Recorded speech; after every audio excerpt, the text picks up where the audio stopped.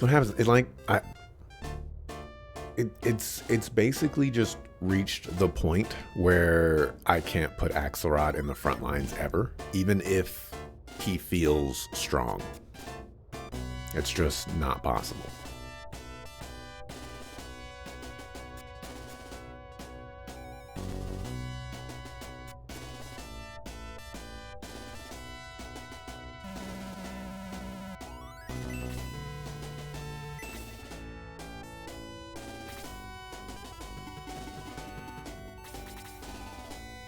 This map is also a very long map. We're gonna be here for a hot minute.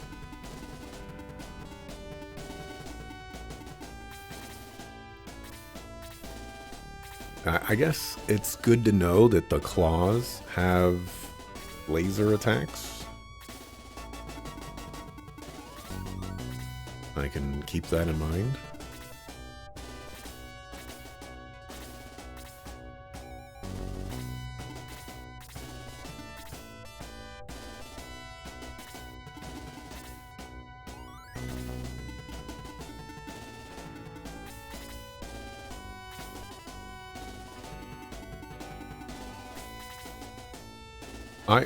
I will also say that, you know, saying which console generation is better, the PlayStation 2 is better, 1000% subjectivity. I am not trying to insert any objectivity into it. So, you know, just throwing that out there. I'm just having a good bit of fun.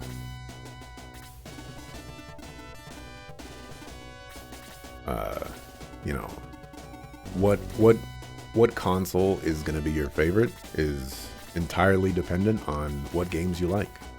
If you like dance and rhythm games, the original Wii is probably going to be your favorite console because it had lots and lots of dance and rhythm games on it.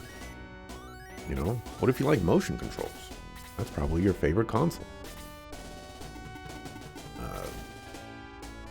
You know, all that crazy stuff.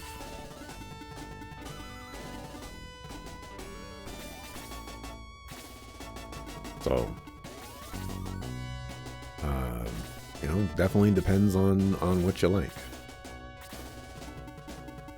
You can also like a particular genre of games, but not like all the games within that genre, whether you believe they're good or bad, or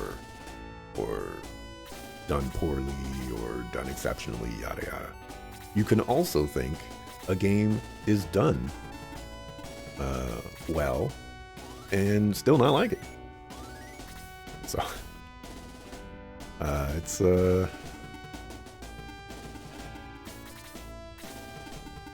it is what it is.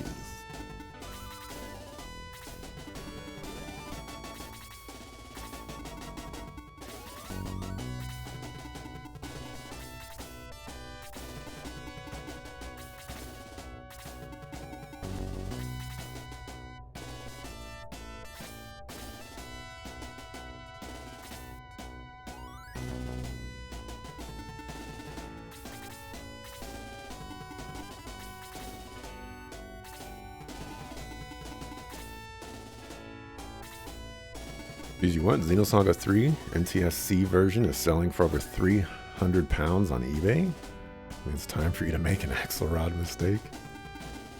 300 pounds. That's more than I spent for all 3 games.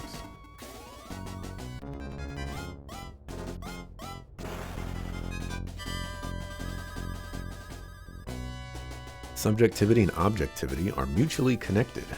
It is subjective to say, I like X game, therefore it is good. It is objective to say, this IP first launched on this generation, this date. Right, well, sure, but what purpose and what value does saying X IP launched on this date? Like, that doesn't serve any purpose whatsoever. Unless you're assigning value to the IP based off of the subjectivity that you have for that IP.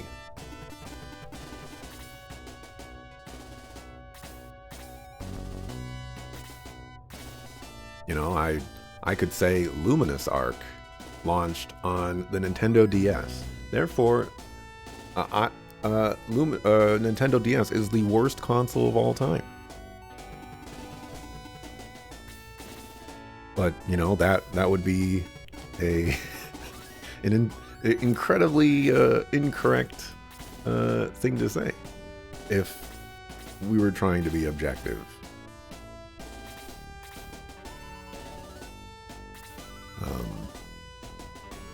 And if we're going subjectivity, like it means a decent amount. If you're trying to utilize that particular franchise to say like, hey, this is one of the reasons why this franchise did so well, or you know, was awesome, or this console was amazing, yada yada, this and that.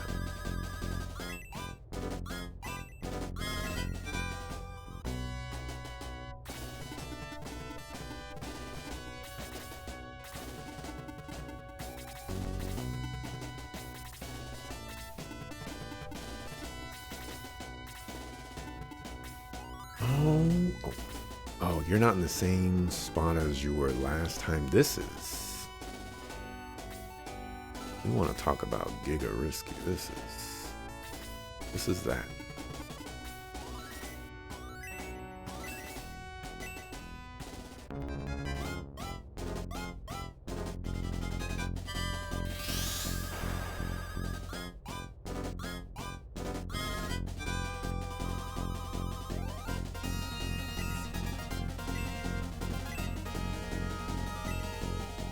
In order to discuss this appropriately, you have to be able to attribute assets to their correct owner. Otherwise, the whole argument falls apart if it is incredibly disingenuous to inflate the value of X or Y if it's not responsible for those assets. You said a lot of things there.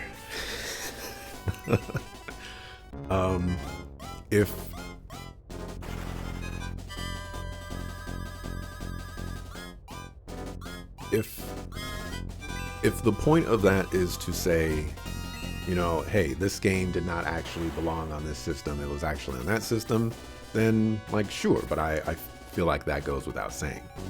I don't think you need to,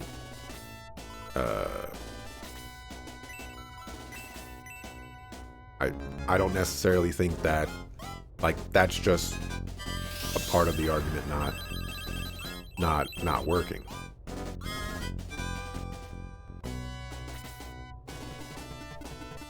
Let's see, I think there's one more, and there is one more.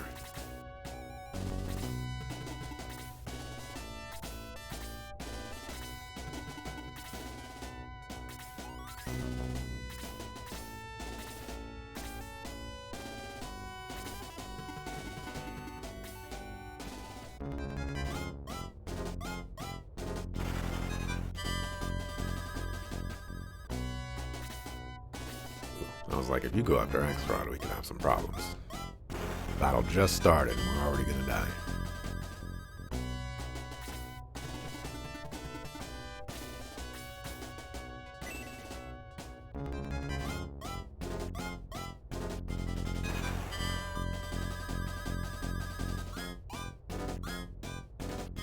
I will also throw it out there. You know, I'm not reading both of your conversations as intently, but if a game, say, released on the PlayStation 1 but was also re-released on the PlayStation 2, I feel like that's fair game. Oh, I could have attacked that guy.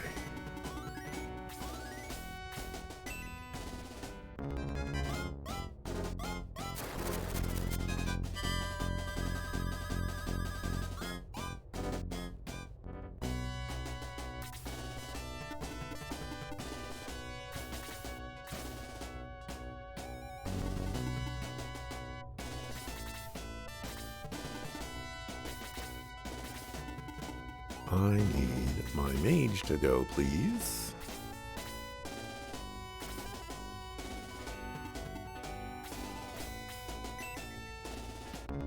Most modern consoles always win because they can port everything, that's kind of the point. Like, if you have the capabilities to re-release your most popular and best games of all time on your console, then you're putting those games on your console. And that attributes to the nostalgia, to the value, and to the worth of that console. That makes that console better.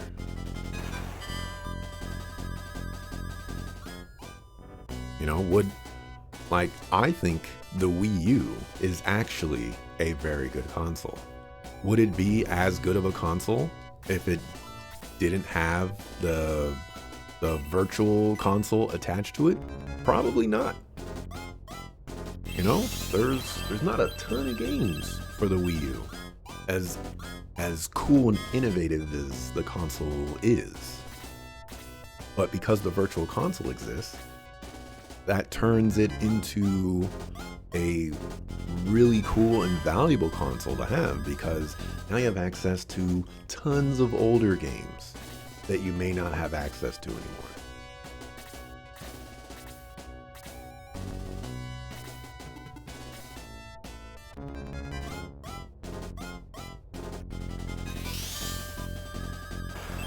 How come my favorite console isn't the Switch? Well, that goes into the subjectivity part. Not every game that's ported over is a game that I'm interested in or like.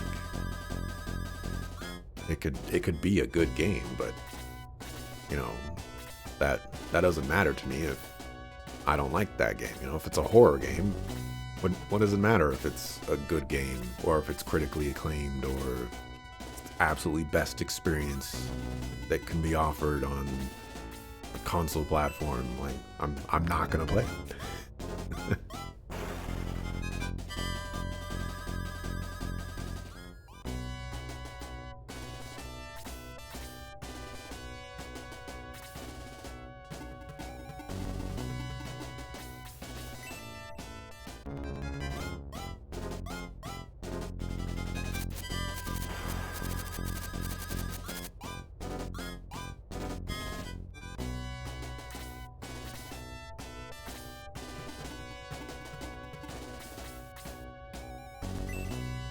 I'm also not going to interject in your two's conversation. I feel like we can all be adults.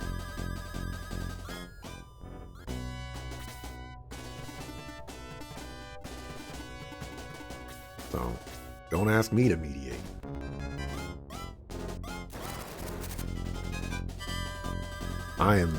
I play diplomacy for myself.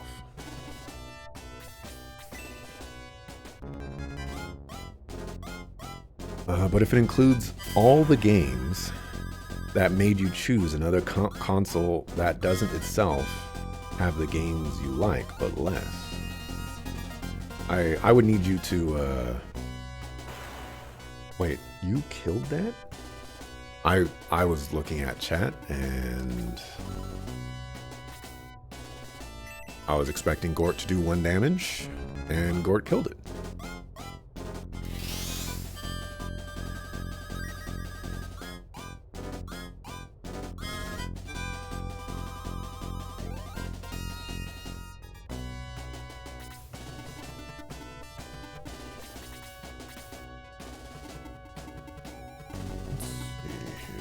Let's move you here.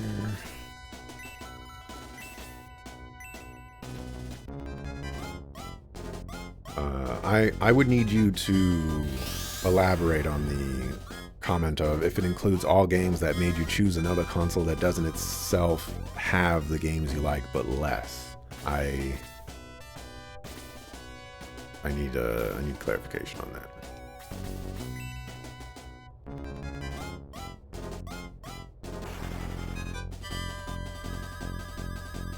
I do not understand.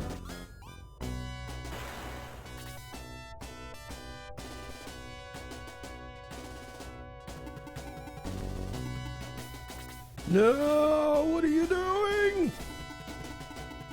It's not what I told you to do. I mean, it is what I told you to do, but that's not what I wanted you to do. Oh, the double attack.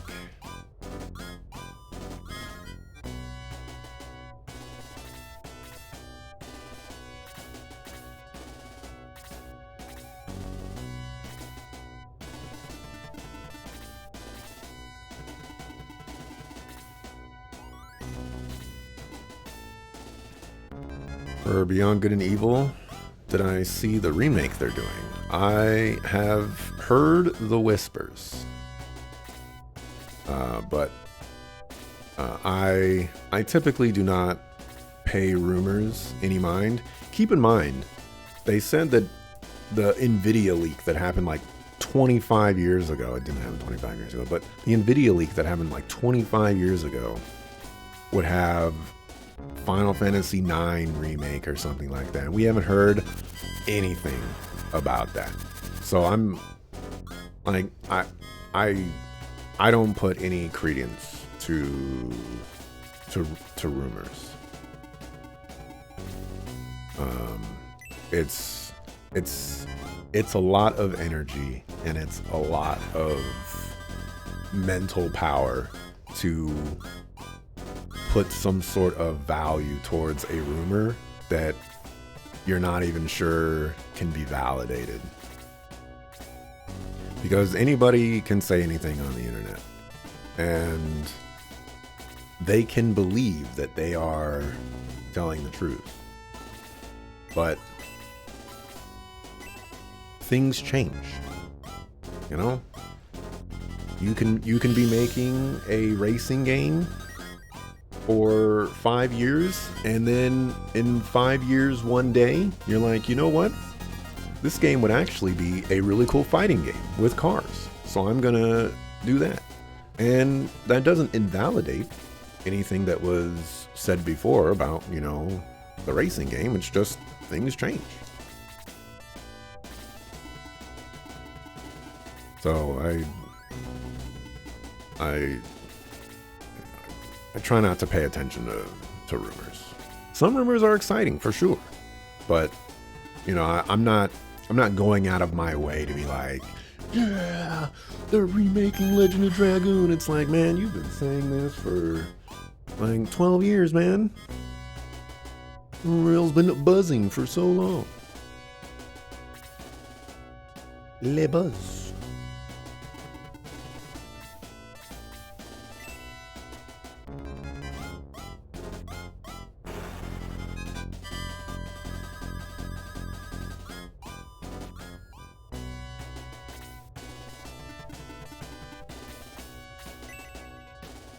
PlayStation 2 has a certain amount of games you like, yes, but presumably not all of them. Presumably there are PlayStation 3 and PlayStation 4 games included in your favorites, not on the PlayStation 2, but they are all ported on the PlayStation 5. So how come your favorite console is in the PlayStation 5 if you're going to include ports? Well,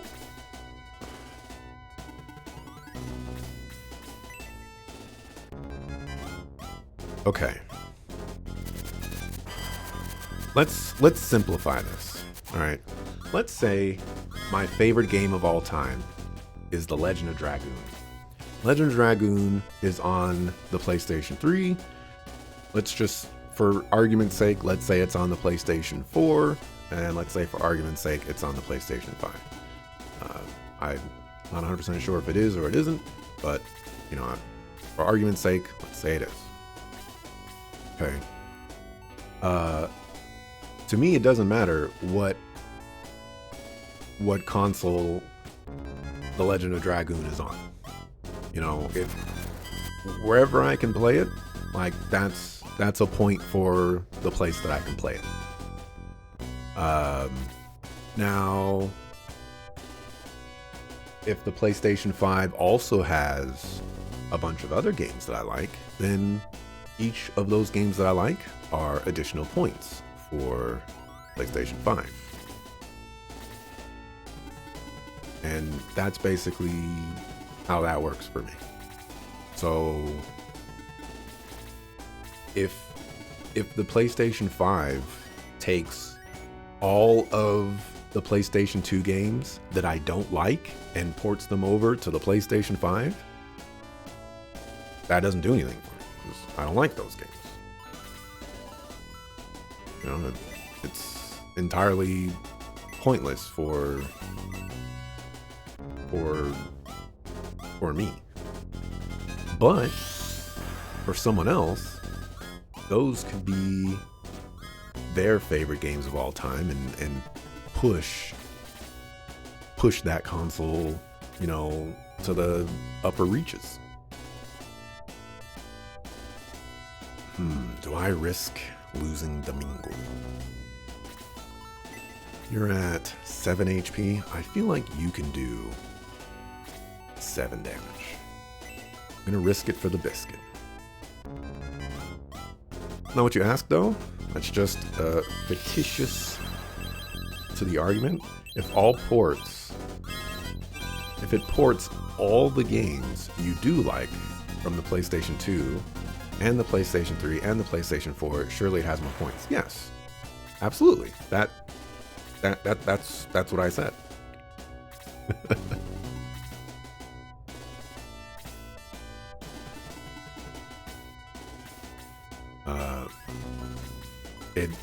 It matters not where the game releases.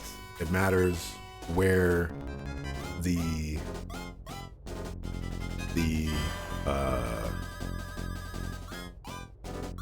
where I have access to it. So my favorite console is always the new one, not the PlayStation 2 or the GameCube. No. So, like,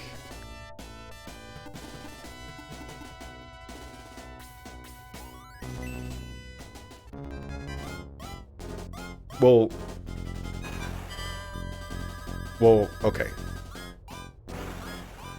There's two bits of confusion for you at the moment. That I understand where you've gone down that path. My comments on the GameCube were for my past self, and I probably did not explain that very well. So, like, for me as a younger person, 5 years, 10 years, whatever it may be,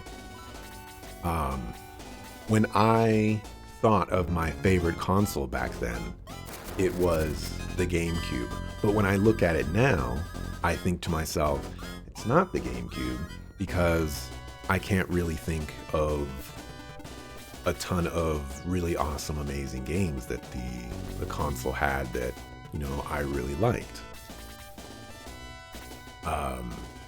But when I think of the PlayStation 2, sure, I didn't get to play a lot of those games, but a lot of the games that I did play, I enjoyed. And even in today's standards, like, there's plenty of games that I've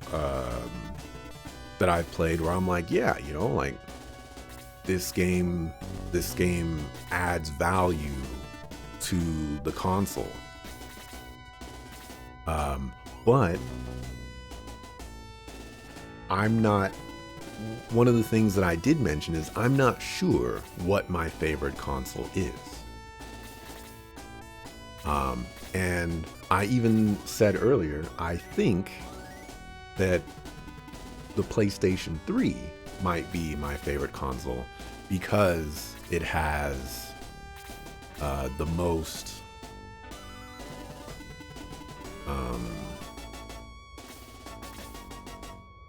games that I own on it. But I'm not 100% sure. Like, I haven't solidified my favorite console. It could certainly be disingenuous for me to say the PlayStation 2 is my favorite console of all time, with me having never played the vast library that it has to offer. I can certainly take that shot. you know, and, you know, I'll be one step closer to being 50 Cent or Tupac. But I think that's probably where there's been some miscommunication on our part. Some more Ape Escape. And Noah the Otter is requesting Ape Escape 3. Okay.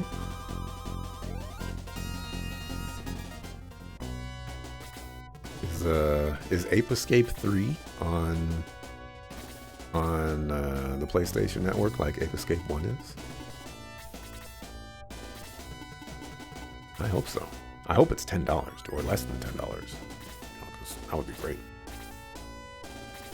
Ape Escape 1 is $10. That's a good price.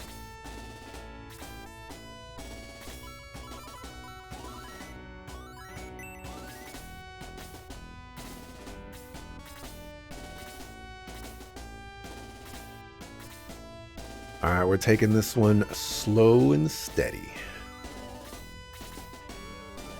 Let's do one then. Well, I'm not discouraging it if it's not on the PlayStation Network. You know, I'll look it up on eBay. You know, as long as it's a reasonable price.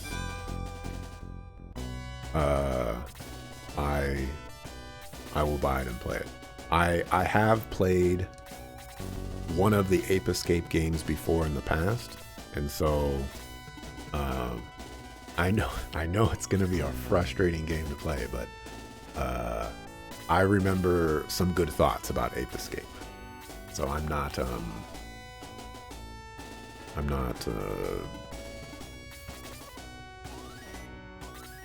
concerned, I guess.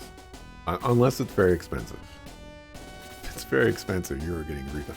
There was one game that someone had requested me to play a long time ago. Landale had played it recently. It was a DS game, and I looked it up, and it was like $200 or $300, and I was like, not a chance. You know, there could have been the slightest possibility if I was familiar with the game or knew anything about it, but from what I was looking at, it didn't look like a game that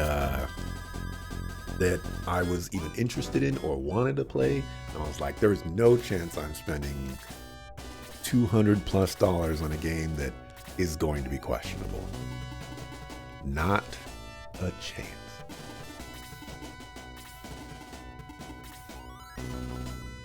You know, full HP.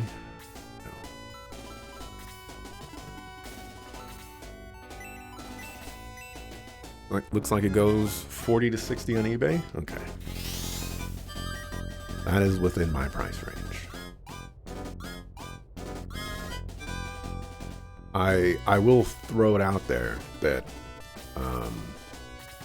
there is the sequel thing for that you should probably be aware of, in that if for whatever reason Ape Escape 3 is at the top of the list, I'm not going to play Ape Escape 3 first. I would play Ape Escape 1 first. And, well, actually, do they even have any connected story in them? Maybe I wouldn't do that. Well, maybe I would. Anyways, I would probably, based off of me knowing nothing right now, what would likely happen is play Ape Escape 1, and then presumably Ape Escape 1 is not the worst experience of all time. And then I would play Ape Escape 2, and then I would play Ape Escape 3. So if Ape Escape 3 would hypothetically win, would that in turn be a result for all Ape Escapes? Yes. That's currently how Breath of Fire is right now. Is like, for any time you're going to request me to play a game that is not the first game in a franchise, there is a possibility that I will be playing. I will not start in the middle of the franchise. Like, imagine me starting with like Trails of Cold Steel 4 or something like that. You know, like, come on.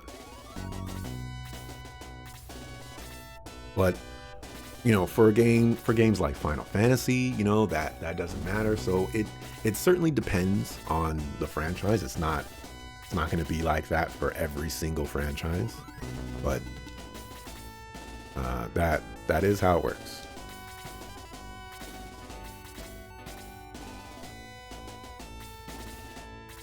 Sounds like a 3-in-1 deal. It sort of is. It's within the rules, or whatever you want to call it. It's been there for a little while. I've publicly spoken about it.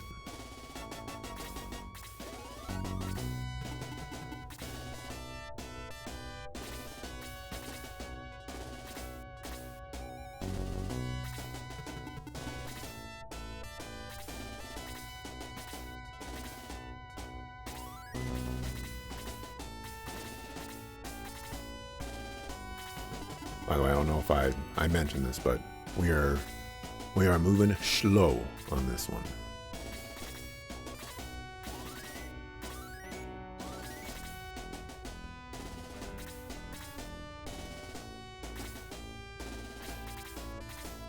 All right, let's see if we can get aggro.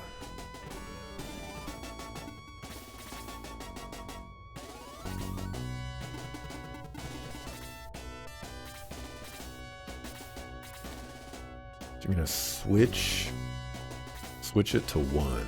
All right. Well, I can reject your points, and then you can put the points where you want to put them.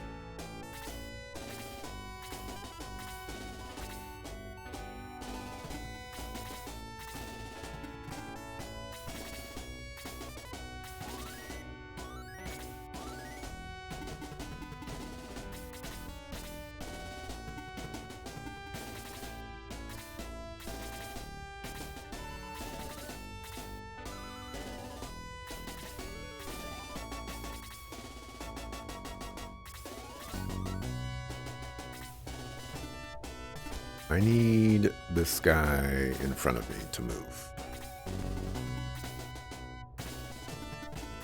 And he's not doing that.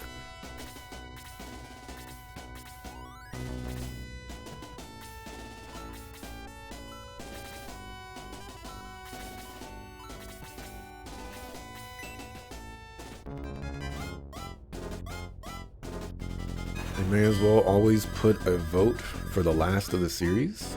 You can maximize your benefit. Get me to play the whole series. It's certainly something that you can try to do.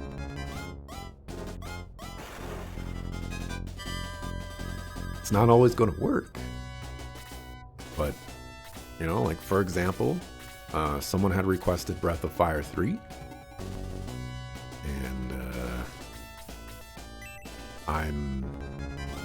I'm not going to start with Breath of Fire 3. I'll play Breath of Fire 1. And if I like Breath of Fire 1, then I'll play Breath of Fire 2. And if I like Breath of Fire 2, then I'll play Breath of Fire 3.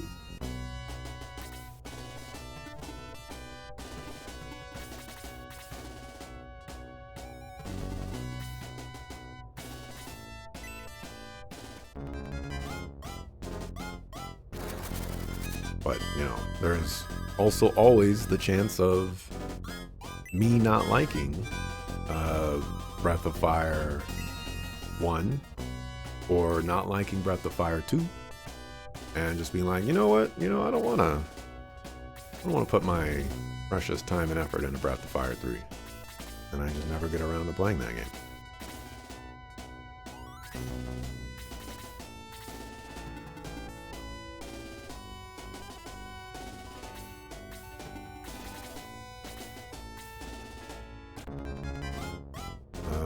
You might die. Right.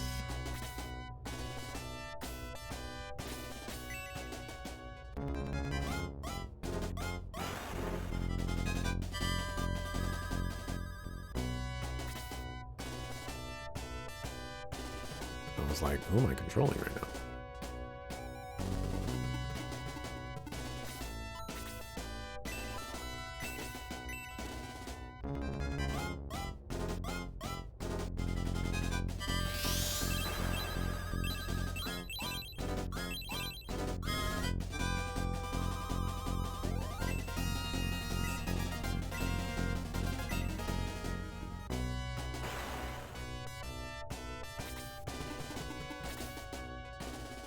Not sure if the Tales games are like that, or Trails. You always confuse the two. Tales would not be, unless, for example, you wanted to request,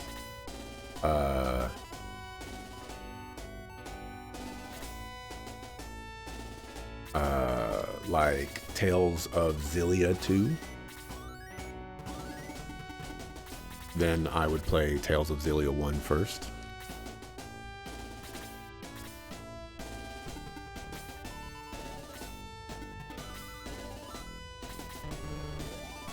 You'd have to be right there. Final Fantasy X-2. Well, Final Fantasy games are off the table. Well, you don't have to worry about that.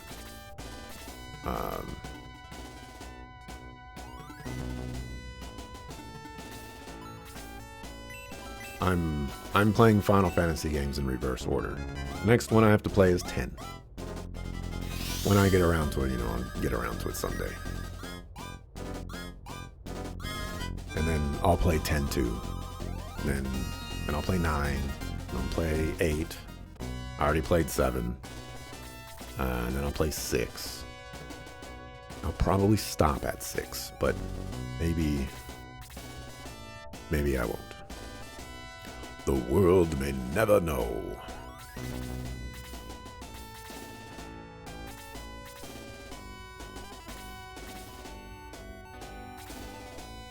Let's get Ken out of there. Something a little bit more tanky right there.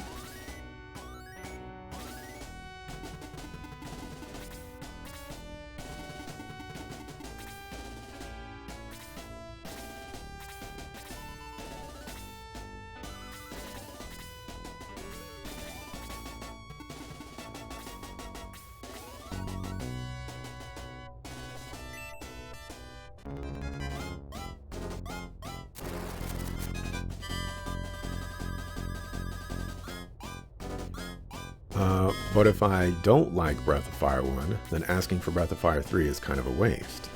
What if there are some series where the first game leaves a bad taste in your mouth, but you wouldn't have had? This happened to you recently with a game a good friend of yours wanted you to play, Mary Skelter Nightmares 1. So that's one of the,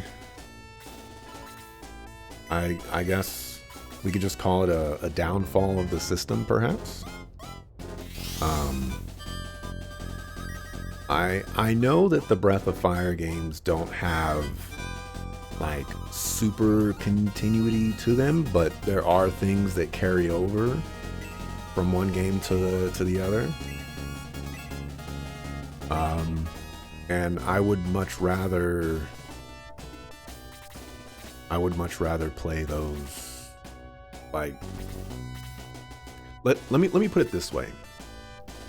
The likelihood that I start at the beginning of a series and don't like it and continue playing and like it is extraordinarily small. To my recollection, it's never happened before.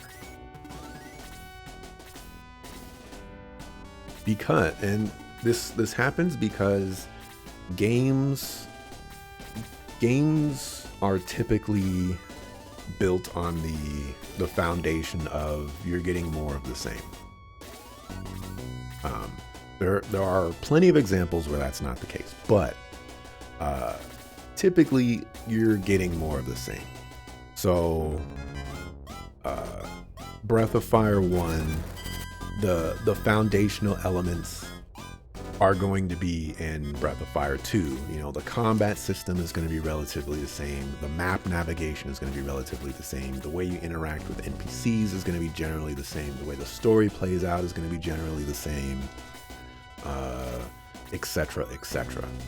So if I'm not enjoying the aspects of the first game, then the second game is probably going to be equally as unenjoyable or even more so.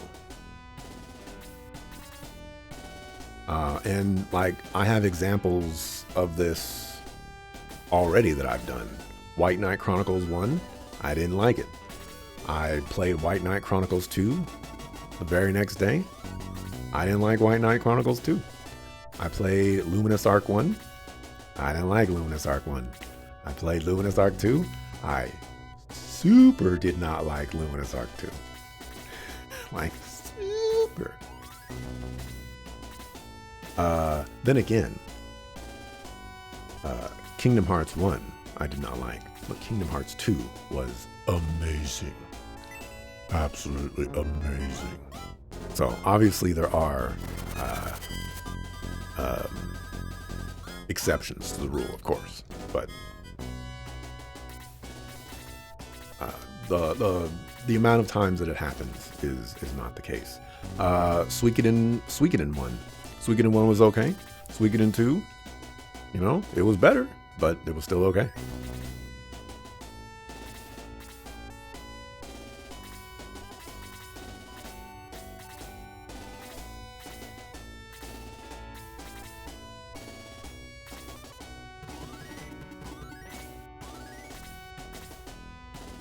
Trying to think of other examples of sequel games that I've played. Dark Cloud 1 I did not like, and I will get around someday because I own Dark Cloud 2. I will probably play Dark Cloud 2 at some point, but I know I'm not gonna like it. It's also a longer game than Dark Cloud 1, which does not bode well for me. Final Fantasy X is the best for the mini game. I've played Final Fantasy X up to a certain point, the Ice Mountain. If you know, you know. And I've also seen Final Fantasy X played to its completion multiple times, so it won't be a blind experience for me. I'm decently familiar with Final Fantasy X. Now, Final Fantasy X-2, I'm very much in the dark. I know the main cast of it. I know it's very much a different type of experience from Final Fantasy X, but beyond that, I don't really know hardly anything about it. So that one will be kind of interesting. And then Final Fantasy IX, I've played X amount of hours, somewhere between 10 and 30 hours of that game. Final Fantasy VIII, I have never played, but I have seen it played to completion. So I know it does some weird things. Final Fantasy VI, I have played like 2 or 3 hours of. I've seen some people play some of it, but I haven't seen it to completion. So that one's going to be a blind experience as well. Just to stave off people's expectations, I stopped playing Final Fantasy VI because I got bored of it.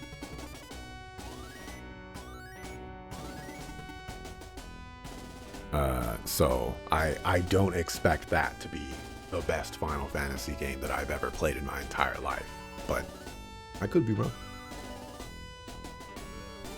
Okay, I value Domingo too highly, so we're not going to sacrifice you.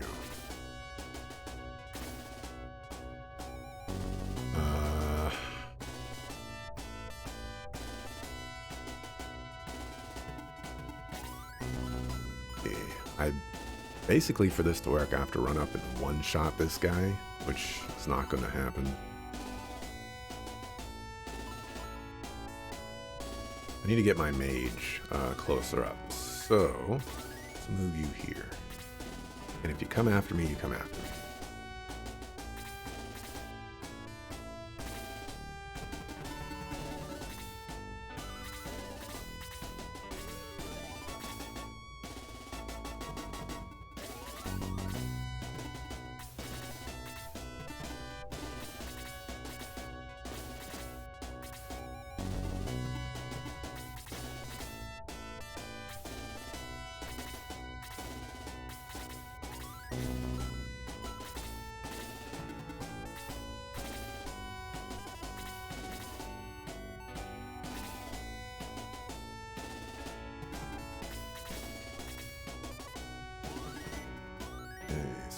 I need Domingo to be like right here.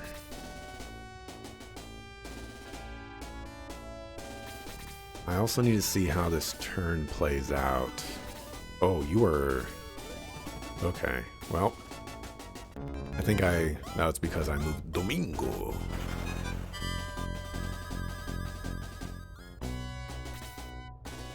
Well, this...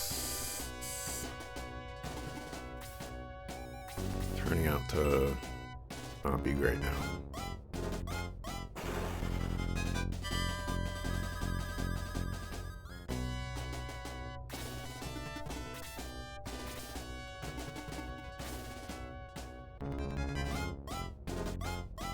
Really making the comparison between the two series and how they're mostly not story connected. Fair. You've been enjoying 10 so far. Got to the part where you ride a puff? I don't know what that is. Of course you wouldn't do that. Let me see.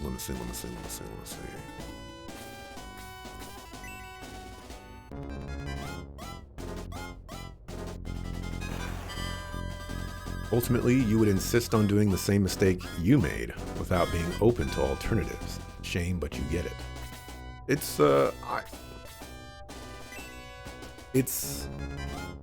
less a mistake and more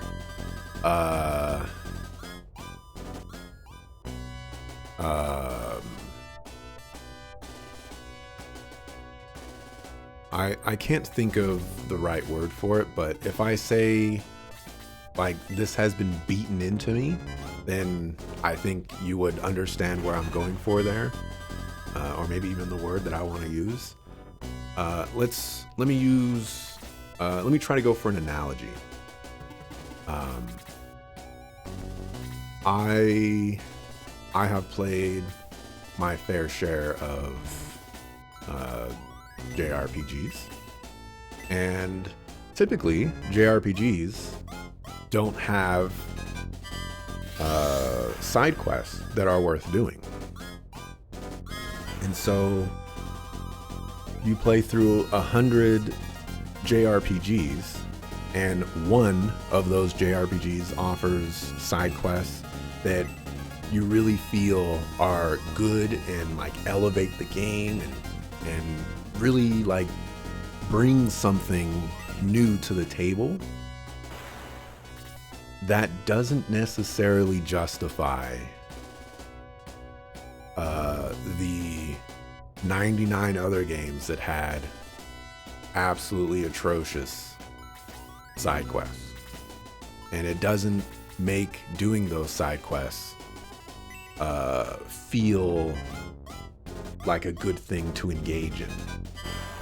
And so if I play 100 sequels, or if I play 100 first entries to a series and I don't like them, or I don't like 99 of them, but the 100th one I did, that doesn't justify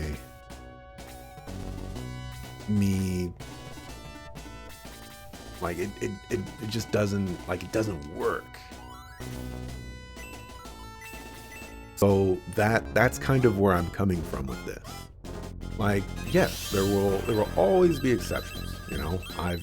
Kingdom Hearts 2, for example, that was a very big exception for me. But I don't think of it as a mistake.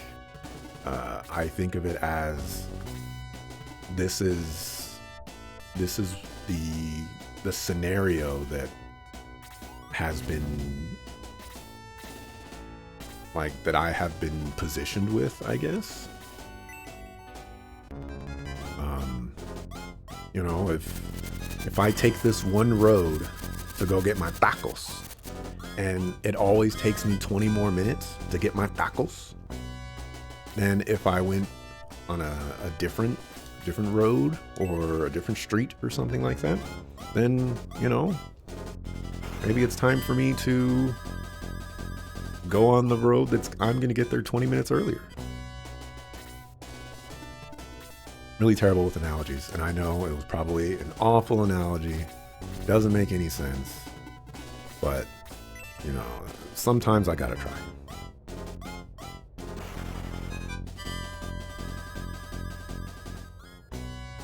I think conditioned is the word that I wanted to go with.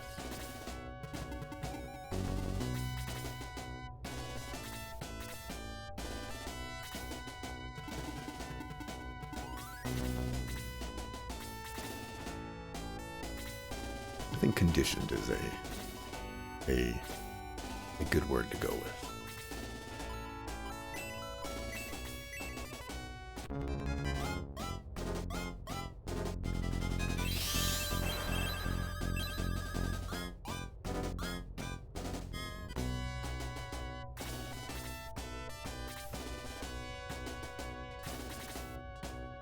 There's always going to be examples of both. The question is, if the person who may know you better than you knowing the game you're about to play is telling you you won't like one, but you might like two, you'll still push on the one regardless. It's a case-by-case basis. I have found that there's not a single person out there that seems to really understand the types of games that I like playing, and has consistently recommended those types of games to me.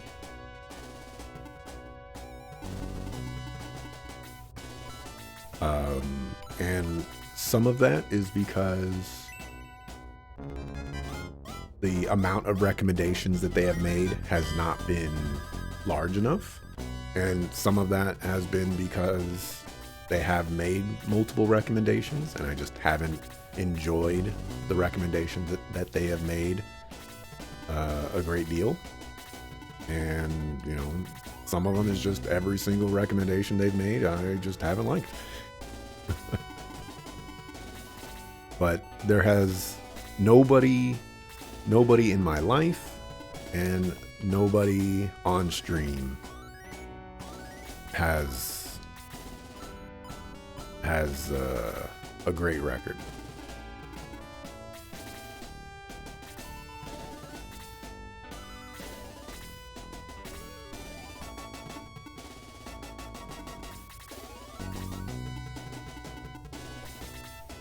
And, you know, obviously it would take more than one recommendation to be there. You know, like Heels, for example. Heels recommended Bug Fables. And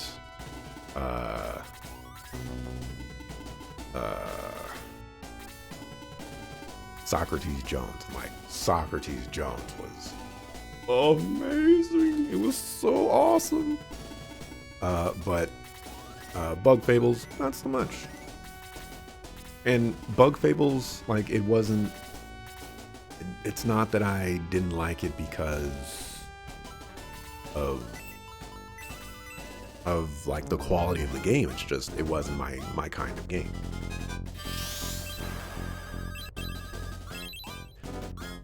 Am I enjoying Shining Force?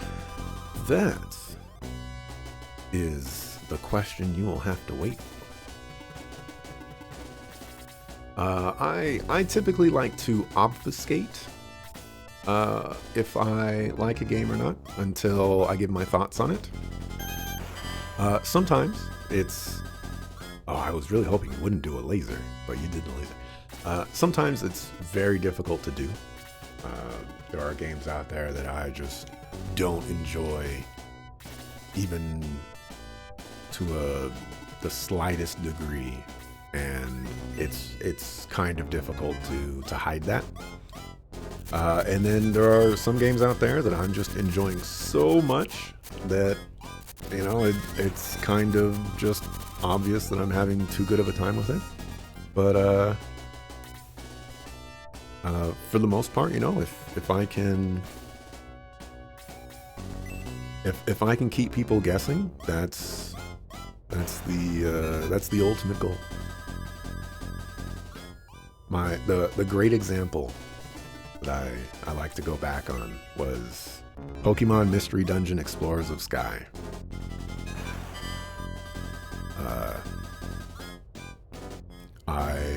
I went through that game, and by the end I was like, yeah, I actually did not like this game at all.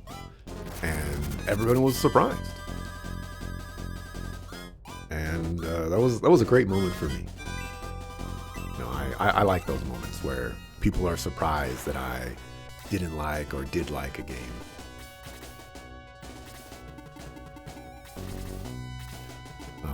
Also, I also try to make an effort to, you know, give games their just due and whatnot.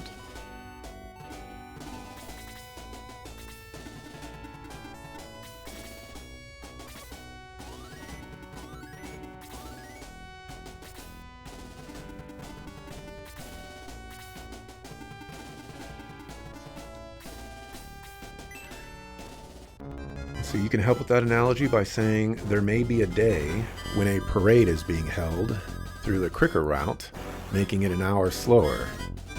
One day in the year. Yeah, definitely Pavlov's conditioned reflex has some relevancy, but that, if anything, confirms the base nature of it. Unable to think beyond that.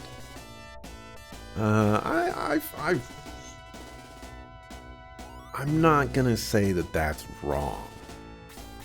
I certainly have the capabilities to think beyond that. You know, it's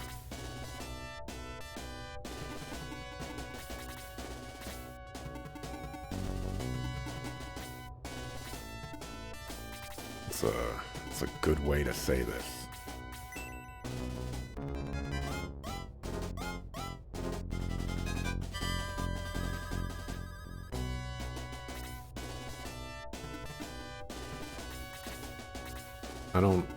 There's like a hawk outside and it's just making a lot of noise and it's really distracting me.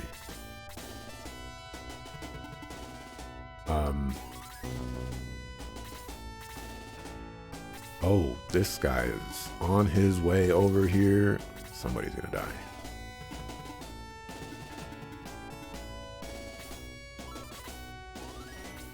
Actually, you need to go right here so that you're in range of the other dragon or wyvern. Yeah, I think unable to think beyond it is a little too much finality for it.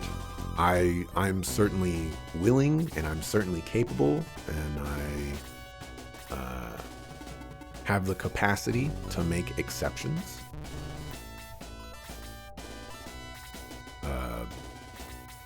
And I'm not against doing that.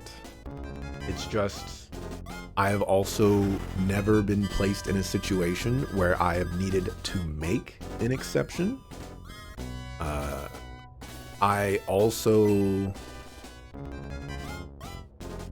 this may sound a little conceited, but I also feel like I have a very good idea what I like and don't like. And people making recommendations has historically been a situation of people not understanding what I like. So for someone to, like, if someone wants to die on the hill and say, you will like this game, and it's impossible for you to not like it, and if you want to burn all your credibility and whatnot, you know, I will probably give it a chance. But what's the definition of insanity? You know, doing the same outcome and expecting different results. You know, I feel like there might be some applicability there.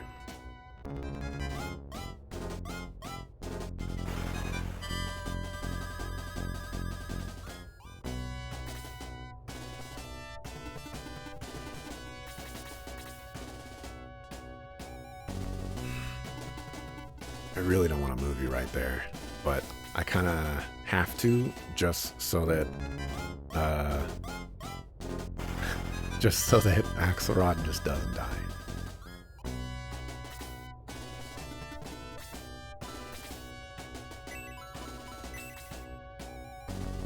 You're not going to do 9 damage, but I can pray and I can hope. I think these guys are resistant to fire because not been a lot of damage. Let's run you away. Someone else can sacrifice themselves for a Gamagon, but not you.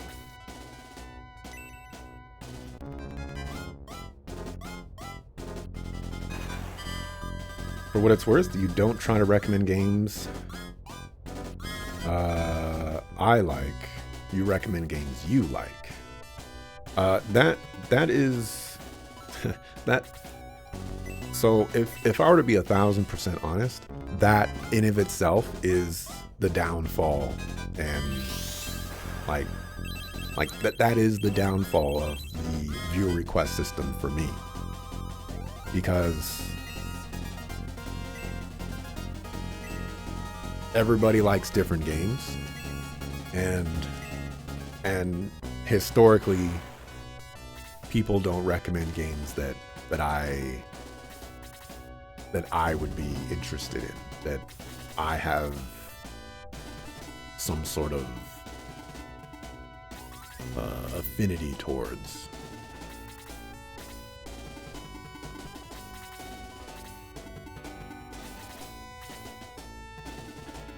Is your inventory full? It is. And then nobody else can do anything there.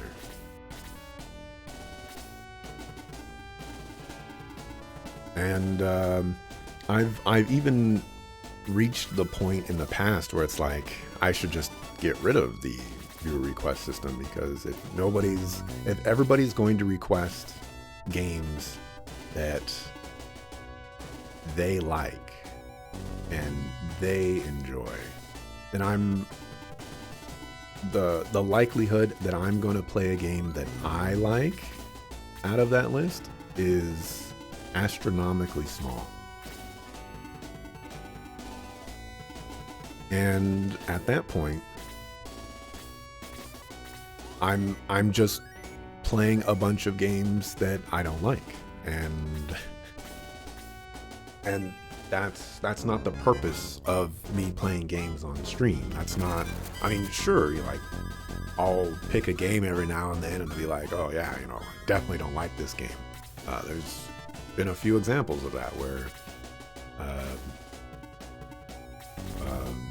I was like, yeah, I'm kind of interested in playing this game, and then I get around to playing it and I'm just like, well, this was not what I wanted out of it. But stuff happens in that regard.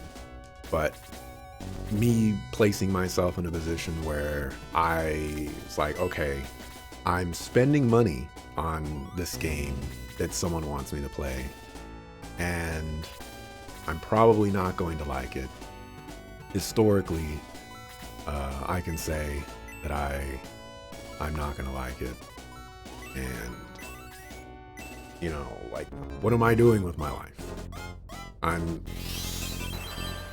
wasting it away playing games that I'm pretty sure I'm not going to enjoy, and then after I beat it, I'm like, yeah, I didn't really enjoy this game.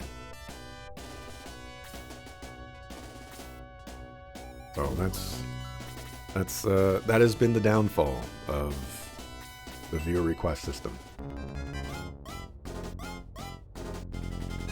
Thankfully, though, I feel like, you know, more often than not, if I'm not enjoying the game, I'm obfuscating that decently well, so it's not as easy to tell. Lord Darksoul, I have failed. They are coming into the tower. Get in there quickly. There's not, I was going to be like, there's not going to be any quickness about it. Keep going. Darksoul, top of tower. Hurry. Can't go on. You must stop Darksoul. Don't worry about us. Get Darksoul before it's too late. If you are strong enough to succeed where we failed. I'd like to save. Too late, Axelrod. It has begun. The castle of the ancients is rising from the depths. Soon I will awaken Dark Dragon, and he will rule the world. And now the time to end your meddling is here. Call upon the darkness to crush this. No, it cannot be. Kain. Yes, Darksoul. And this time I will stop you. Fool. I am now many times mightier than when we last met. Your doom is here. Grunting noises. I have no more time to waste with you two. Dark Dragon awaits. I'm dying, Axelrod. Go to Metafa. Hurry. Well, I was kind of hoping you would join my party. Kain dies. Axelrod, there is no time for sorrow. Aleph and Torasu are with us. On to Metafa.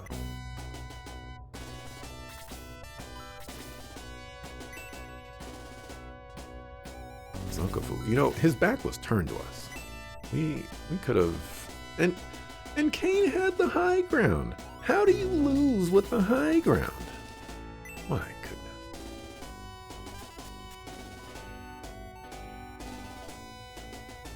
goodness. Not saying you're being referred to here, just that it may not be you. You think Axel enjoys playing the stream out whenever possible?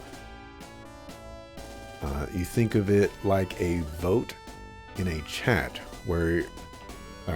vote in chat, have you ever noticed how when the streamer interjects with whatever choice they make, all of a sudden everybody seems to switch votes to the choice, thus ruining the authenticity of the public choice?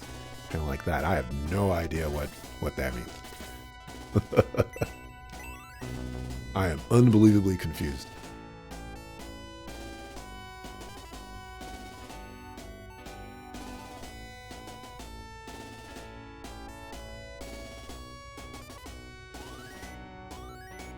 Forward to more exceptions. When they come, they come.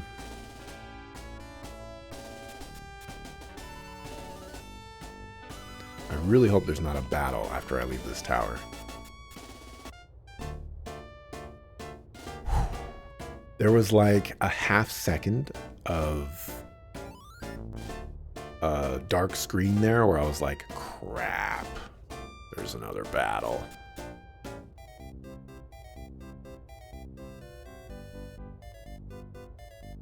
It's like, I need to save.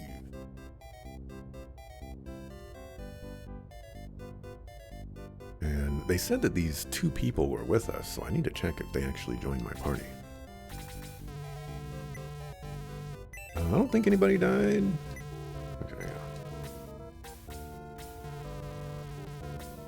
Also, one cannot necessarily know what the alternative would have been, or the alternative would have been liked without abusing string theory.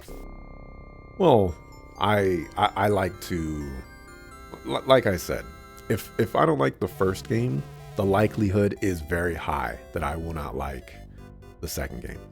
Is it impossible? Absolutely not. But the likelihood is high based off of my own experiences. You know, but remember, how many channels do each of us know that offer anything like the system I'm offering? You'll say this, you don't know any. That's a big draw. Fair. I have to give credit where it's due. I mean, Ryoshin hasn't streamed in like 2 years, but I did ask him if I could steal the system, and he said yes, so. Strongest foes and hardest battles are still ahead of you. Can I have some advice? You're gonna have to work hard. Thanks, brah. Thanks for your advice. Right, those two characters did not join. I have to... Oh, yes they did. You are level 16. You have Heal 2, Detox, Shield, and Aura. Wow. I might have to add this guy into the party. It's also an old man, which is a big draw, because old people in video games, not very common. Yeah, Blaze, Freeze, and Bolt. I don't think you're better than Tao. No, Tao is pretty darn good. That being said, I think I'm gonna add Aleph into the party and get rid of Blue.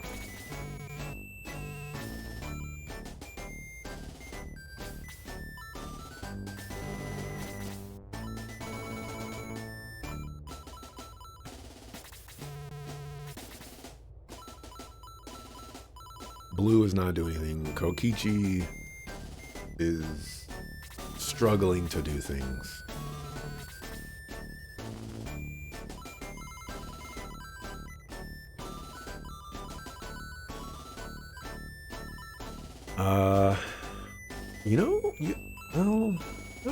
Kokichi is struggling to do things, but he's not entirely worthless. If I did drop Kokichi, I would definitely bring in probably a second healer, because our healing right now with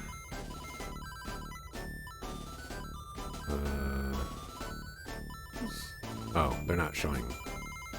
But our healing right now with our current healer has been, like, it's been satisfactory, but there's been instances where I could use more healing than I have. But I think I'll keep Kokichi just for now. Question mark.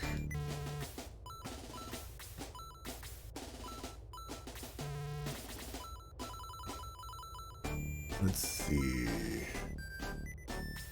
Philo has a demon rod.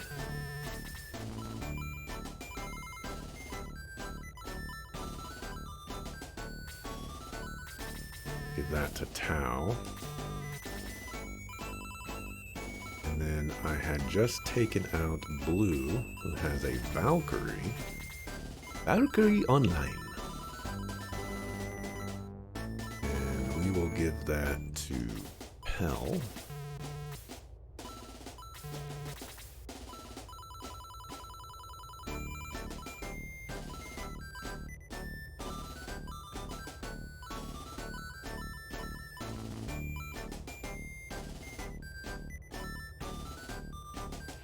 Get low.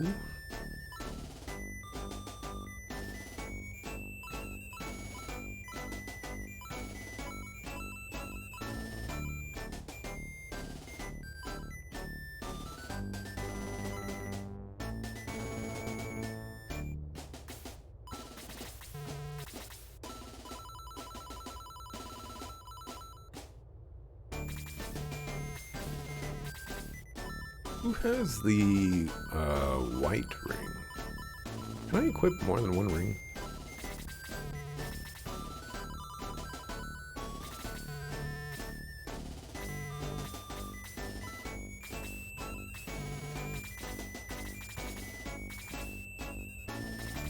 Doesn't look like it.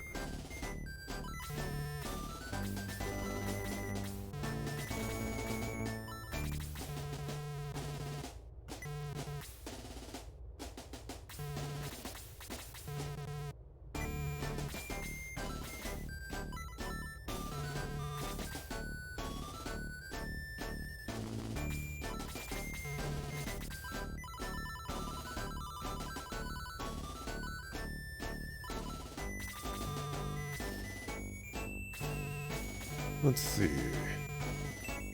You don't recommend games to people because your bias affects your opinions about games. There's also that too.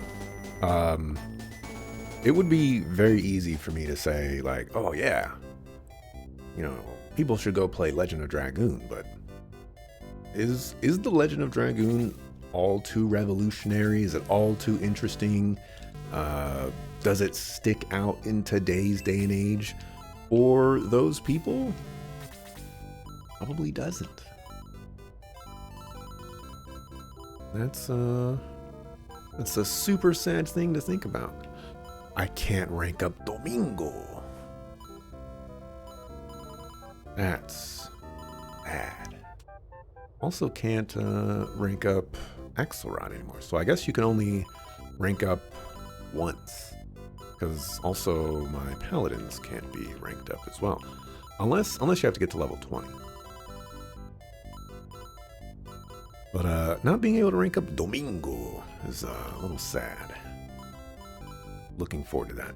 Then again, I don't have to be weaker going into the next battle. There is that. Tempted to rank up Lyle. Didn't I purchase a, like, cannon thing? Could have sworn I purchased a cannon thing.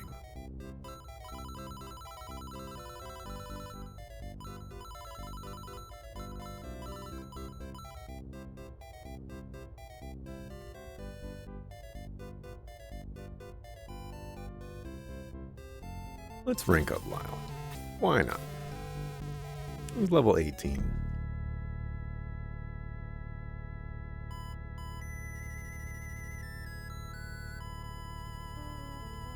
Who personally would rather watch someone and experience what they enjoy and or don't enjoy and learn games you may like in the future.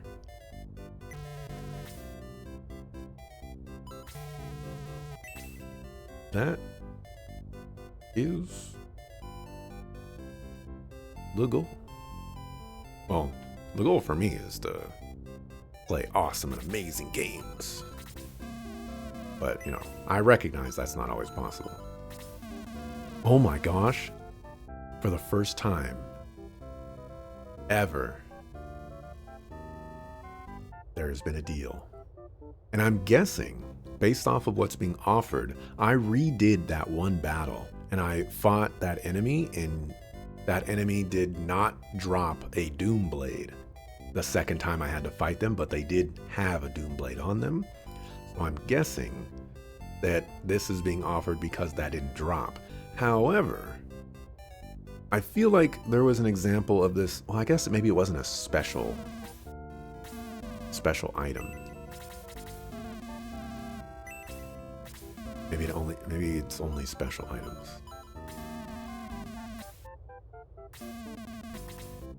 All right, so now this can be equipped on Lyle.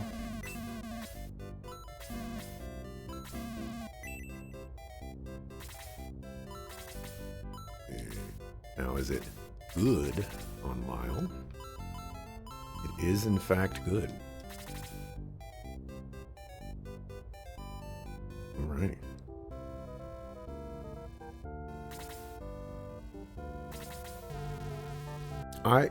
I'll also throw it out there, because I did not specify this before, and I do think it is also important to state there is value in playing games that are not liked.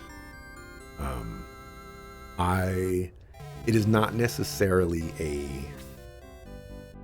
a thing that I would like to seek out. Like, I don't want to go play a game that I know I'm not going to like to then analyze why I don't like it, because I've done that. But there's there's value in me uh, figuring out what I don't like, and and I guess getting closer into, like, playing games that uh playing like genres that I like and not enjoying them is certainly less interesting to analyze, as opposed to genres that I'm not as familiar with, and figuring out, like, why didn't I like this game, and what about it uh, isn't as interesting as some of the other things that may be done elsewhere in different ways. And there is certainly value in that, and I have found some of those like case studies to be quite interesting in the past. Um, as I continue to go through my older games and watch them and things like that, I look forward to a couple of those games because, sometimes in the moment, things are thought of in a different way, and by me rewatching it, I sometimes relive some of those moments, and sometimes I just have different opinions on it, and it's very, very interesting. So one channel has a weekly Indie Sunday where the chat votes on what out of 10 indie games they will try for the next for an hour next. Sometimes they might say they're interested in playing X game, but currently game Y is winning. However, by the end of the vote time limit, X wins, because everyone voted for X after hearing the streamer's interest. In short, it provides unwanted bias to your experiences. Aha, aha. That is what you are referring to. Yeah, I guess I would say that I typically don't necessarily on comment much on that. And I guess the system as a whole kind of weeds some of that out. So, like, yeah, Ryoshin's got a fantastic system. Let me add some points and reject points for Noah the Otter before we call it quits here for today. Today is Taco Tuesday, so, gotta make sure to end on time. So, Noah the Otter, you can have your Ape Escape 3s back. Then we had 5,000 for Radiant Historia.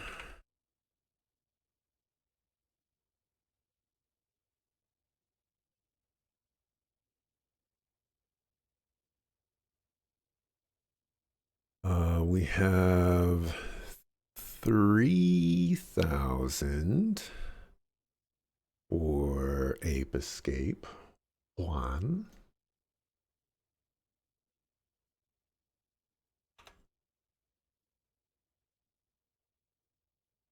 And 5,000 for Ape Escape 1.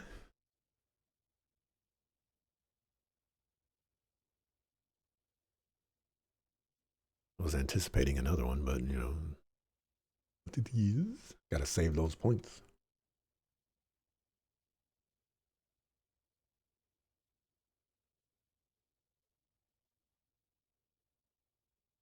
Let me see.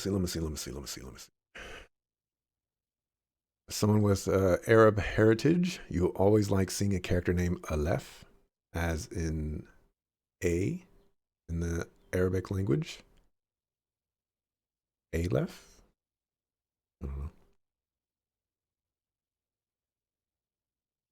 Chocobo Eater. No, I didn't.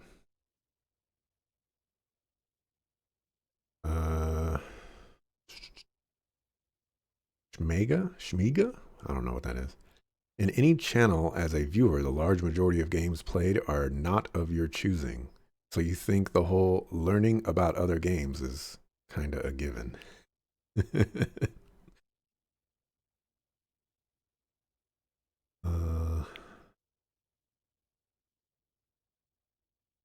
Claim the last amount for today.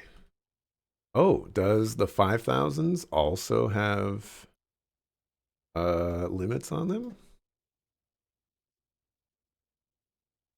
Did I think that far ahead?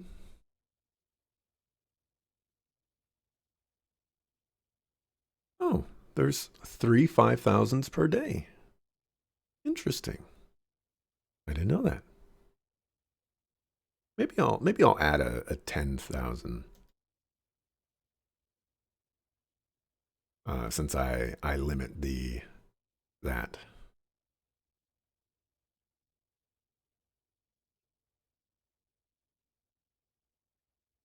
Anyways, this is where I'm going to wrap it up for today.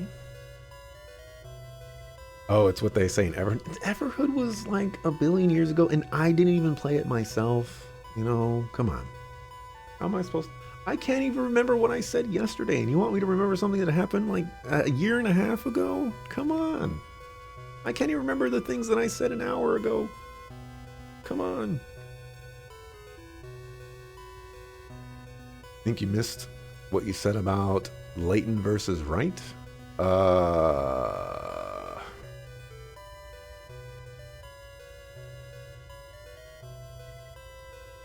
I thought I remembered seeing something about that.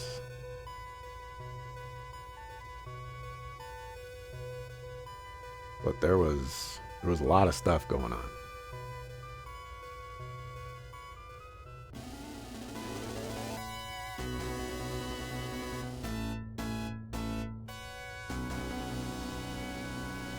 Can I control F in chat? Layton. There is only one instance of Layton in my chat. So whatever you said is gone. You just said it was funny seeing my reactions to the wild. Oh, yeah.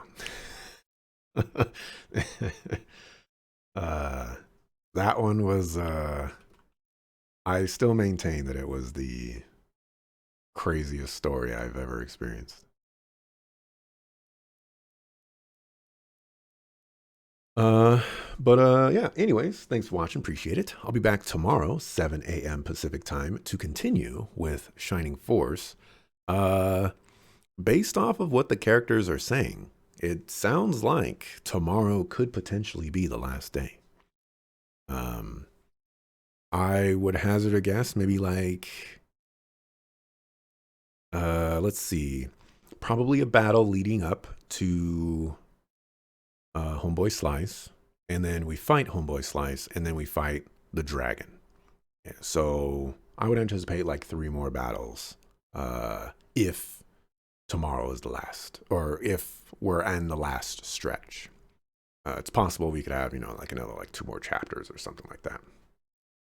It has to be because finishing a game on a Thursday is a no-no. Oh, man. Oh, man. But yeah, anyways, I'm out of here. See ya the next time I see ya. Peace.